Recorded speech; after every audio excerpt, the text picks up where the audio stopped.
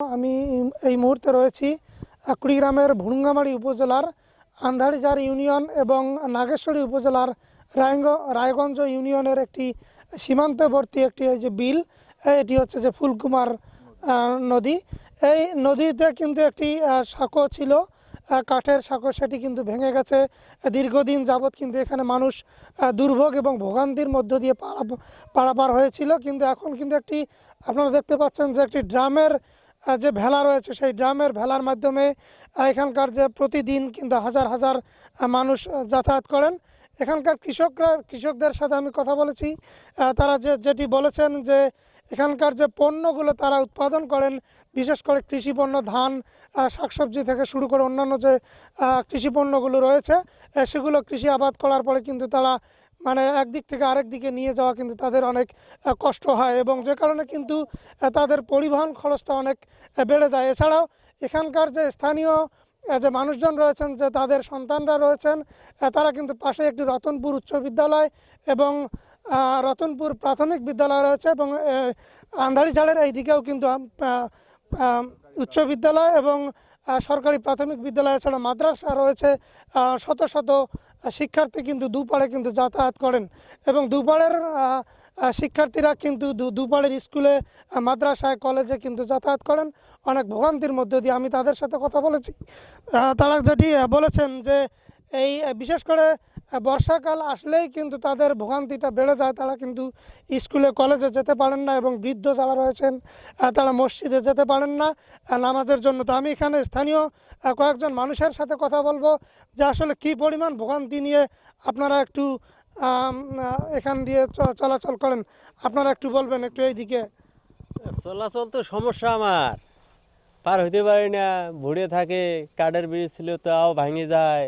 এই যে ড্রাম বাঁধেছি, এটাও থাকে না, খুবই সমস্যা। বাচ্চা কাচ্চা স্কুলে আসিয়ে পারাবার না, ঘুরত যায়, বাসায় যায়, কান্দাকাটি করে, স্কুলে আসেই না। এইভাবেই তো সমস্যা। ধন্যবাদ। আমি একটু আপনার কাছ থেকে শুনবো যে আসলে আমি এশিয়ান টেলিভিশনকে আসলে প্রথমেই অন্তরের অন্তঃস্থল থেকে ভালোবাসা জানাচ্ছি।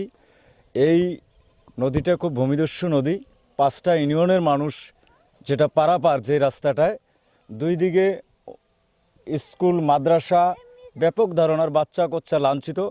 যারা এই উপরোক্ত কর্মকর্তা, যাদের মাধ্যমে এই বাজেটটা হবে, তাদেরকে আমি উদাত্ত আহ্বান জানাই, সেটা এলাকাবাসীর পক্ষ থেকে অতি বিলম্বে যেন আমাদের এই দুর্ভিক্ষ এলাকার মানুষগুলা, এই লাঞ্ছিত বঞ্চিত মানুষগুলোকে তারা যেন এটা আশ্বস্ত করে এবং অতি বিলম্বে যেন এই বাস্তবায়নটা কার্যকর করে, এই বলে আমি এশিয়ান টেলিভিশনকে সাধুবাদ জানাই ন্যায্য কথাটা তুলে ধরার জন্য।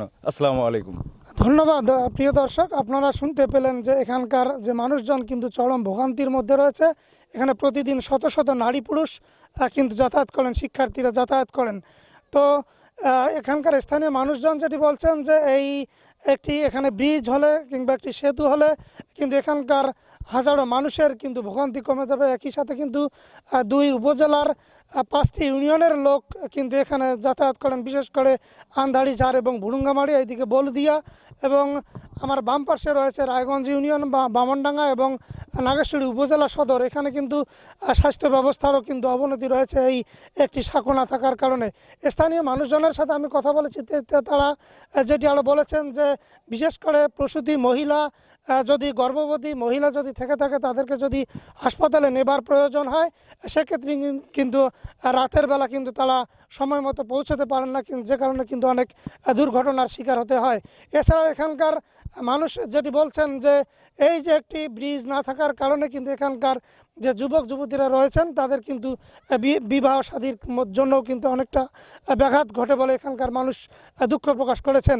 তো আমি এখানকার রায়গঞ্জ ইউপি চেয়ারম্যান আরিফুজ্জামান দীপমণ্ডলের সাথে কথা বলেছি। তিনি যেটি জানিয়েছেন যে তিনি একাধিকবার উপজেলা পরিষদে বিষয়টি উল্লেখ করেছেন, আইন শৃঙ্খলা মিটিংয়ে উল্লেখ করেছেন এর আগে, যে কারণে কিন্তু কাঠের সাঁকো হয়েছিল কিন্তু একটি ব্রিজ নির্মাণ হয়নি।